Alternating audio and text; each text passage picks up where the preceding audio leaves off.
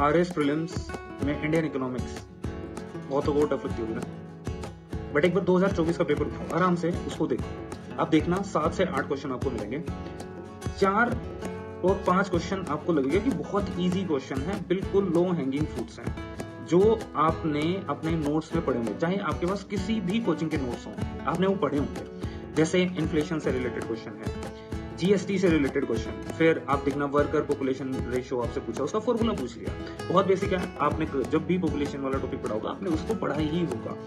ठीक है। इस तरीके से जैसे ईज ऑफ डूइंग बिजनेस जो रिपोर्ट है वो किसके द्वारा रिलीज की जाती है, तो ये रिपोर्ट्स हैं, इंडेक्सेस हैं, ये कौन निकालता है, ये आप पढ़ते हो, कोई अलग से फैक्ट मानने की आवश्यकता है। बट हाँ 3 से 4 क्वेश्चन आपको ऐसे मिलेंगे जो थोड़ा सा मॉडरेट टू टफर लेवल पे होते हैं।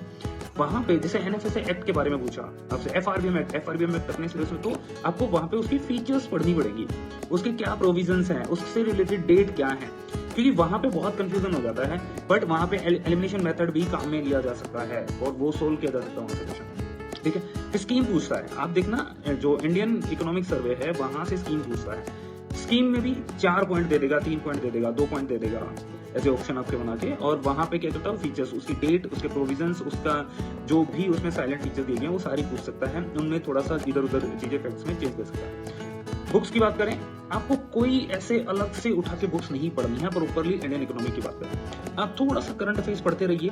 बेसिक चीजें बिल्कुल आपसे पूछता है, और जो बेसिक नोट्स हैं होंगे सबके पास, जो तैयारी कर रहा है उसके पास उसके नोट्स होंगे, कोई मोटी मोटी किताबें पढ़ने की आवश्यकता नहीं है।